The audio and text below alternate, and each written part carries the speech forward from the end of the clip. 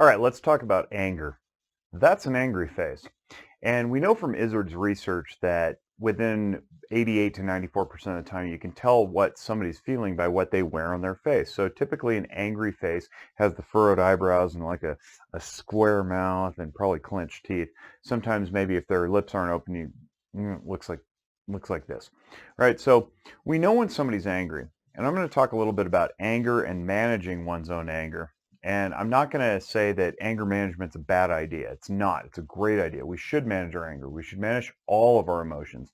And my good friend Christian Conti has built an entire career off of talking about anger management through his yield theory, which you can find in the book Walking Through Anger, if you want to check that out on Amazon.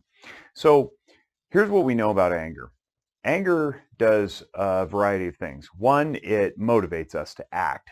Typically, if we're restrained, if we're prohibited from hitting our goals, if somebody's acting in malice upon us, we get very angry. Now, not all anger leads to aggression, and that's an important note to make, which is that simply being angry is not a bad thing.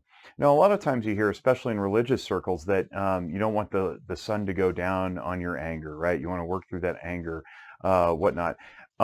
Sometimes actually we do. We do just need to rest and wake up the next morning and we won't be so angry. And we don't need to fight through everything in the evening when we're tired, we're hungry, we aren't thinking clearly because of those physiological effects. So as much as the Bible and Scripture talk about not letting the sun go down on one's anger, that shouldn't be taken literally. What we don't want to do is let the sun go down, metaphorically speaking, on our problems such that we leave them unaddressed and then have to address them the next day. We want to deal with them, and sometimes dealing with them means setting them aside so that we can mindfully deal with them the next day. And that's what anger's motivation purpose is to go act to make change. Now, I mentioned in the opening video that sometimes if you're pissed off when you come into work, you got to go find a new job. Well, that's a good use of anger.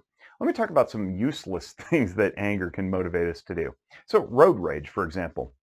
I use this example frequently in my presentations. And road rage is oftentimes used as a proxy emotion for something else underneath. So picture this. You're driving down the road and you're going 70 miles an hour on the freeway in your car, and it's a 4,000 or 5,000 pound automobile, and some other car cuts you off in that traffic going 72 miles an hour, and suddenly there's very little space between you and the next car. What are you feeling in that moment? Now, a lot of people will say angry, right? You're going to feel anger in that moment. That's not true. What you're actually feeling is probably surprise followed by fear. And if you're scared, there's a legitimate reason to be scared, because that other automobile jamming in front of you and then slamming on its brakes could cause potential harm. Now, that's a big deal. There's a threat there, right? That's what fear tells us. There's a threat or a danger present. But why don't we just be scared in the moment and then let the moment pass? Well, usually it's because, as I talked about with the emotional wave, we're not used to cresting the wave, knowing that we can be scared and be okay and then get on the other side. A lot of us, especially dudes, we've practiced being told that fear is not acceptable. You're not allowed to be scared if you're a guy. So what we do is we go, scary, nope, I'm not allowed to feel that, and we cover it over with something like anger. Anger lets our brain feel something, but without feeling the actual thing that we're supposed to feel, which is the fear in that moment. What we ought to do to feel our emotions fully, process them, and then move on to the next moment is to go, whew, that was scary. Pump the brakes, create some space, check our passengers, make sure everybody's okay, nobody hit their head on anything, nobody's throwing up in the back, and then move along with life.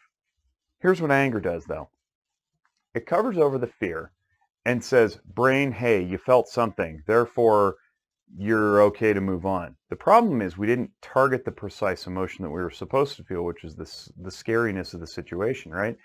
So anger may tell us to go, flip the person off as we're, driving past them, or draw a pistol and wave it through the windshield at them, or follow them off the freeway, passing exit after exit and terrifying our passengers more along the way.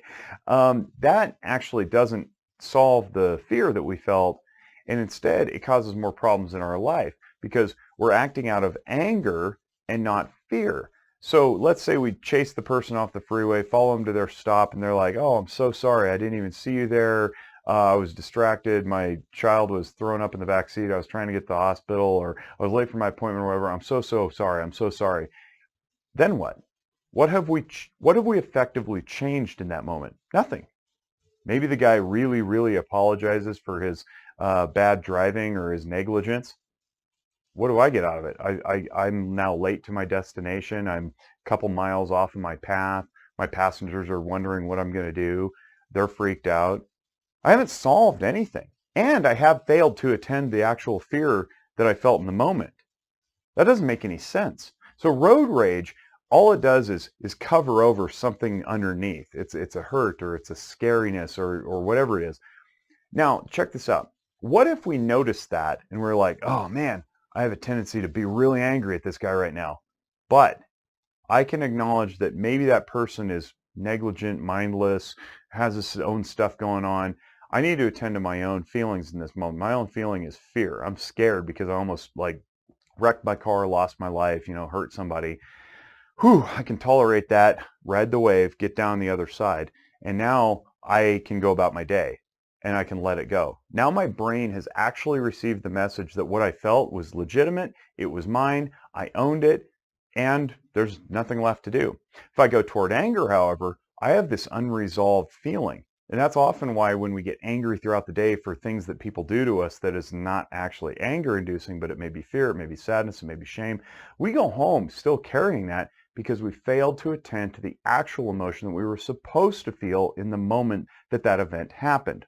Let me give you an example of somebody who people usually know at this point in life, Tom Brady. He's a very famous quarterback. He's won multiple Super Bowls. And at one point in his life, early in his career, he'd won a couple of Super Bowls, and somebody was interviewing him and he said, "Hey, what keeps you motivated?" Like, somebody of your success and stature, usually they just kind of rest on their laurels and drift for a while. And he looked at the interview and he said, "You do realize I was drafted in the 6th round, right?" The dude was still pissed. He was passed over multiple times by all 32 NFL teams, or 30 NFL teams that had a chance to draft him and didn't. He's still sticking it to them. So he puts that anger not into some violent act or some aggression, like yelling at his children or his wife or kicking his pets, but he channels it purposely. He harnesses that energy and he uses it to go make positive change into his video study sessions or his workouts or his diet or whatever it is. That's a useful application of anger. Now, Eminem, the rapper, was super angry. He had lots of reasons to be angry, growing up poor and neglected and abused. And what did he do? He didn't go out and start robbing banks. What he did is he channeled it into his art form, which was music and rap. That's a great expression of anger. So we don't want to get rid of anger. What we want to do is acknowledge its presence in our life and harness it for the usefulness that it can be applied to and implemented into normal life so that we can achieve things that we normally wouldn't otherwise achieve. What we don't want to do is live constantly in anger. If we're living in anger, we become bitter and cynical and jaded. And that happens to a lot of people, I think, probably because we don't acknowledge that anger can be purposefully directed into something to achieve an outcome. Now, my last example is the difference between action and activism. A lot of activism is based on anger. We can be angry at Congress, or we can be angry at the court system, or we can be angry at the criminal justice system, or we can be angry at lots of things in society, right? So we take our signs and we write on them and we put them on stakes and we go out and we picket in front of wherever we picket, right? And we go, anger, anger, anger, yeah, yeah, yeah, yell, yell, yell, scream, scream, scream. And that feels okay for a purpose because it makes us feel like we've done something. The problem is we haven't actually done anything because, like I said before in the road rage example, we've only attended to an anger that's papering over something else like disappointment in the system. We need to attend to the disappointment. If we want to use the anger that's generated by that chronic disappointment, then we need to go do something that takes actual sacrifice, not just a half day off work in the morning to go picket outside the courthouse or whatever, but like leaving our jobs to go run for office or doing something on the side like YouTube videos or podcasting. It's a sacrifice that's unpaid, but in the hopes that we push out enough information that we end up changing minds. But that's a directed anger. That's not an anger that's just thrown all over the place in the idea that, I'm going to self-satisfy my neurological impulse, but feel the wrong thing. We don't want to use anger as a proxy emotion. So the difference between action, which takes real actual sacrifice, and a purposeful, intentional direction of our angry impulses into something that's going to generate a reasonably measured outcome, and activism, which is just, I feel something, I don't know what to do with it, I'm going to go yell and scream, and that could be on social media as well. We're really good with our thumbs on Twitter wars.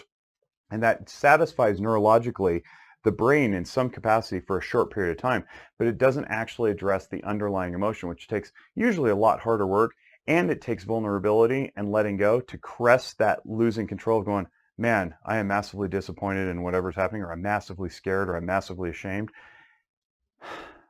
I'm going to feel this and I'm going to be okay. I don't have to resort to anger and then aggression out of my anger to falsely satisfy something that I should be dealing with deep down, something more vulnerable, something more intimate, right? So I hope this was useful.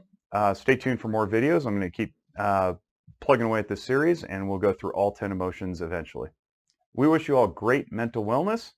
Share this around.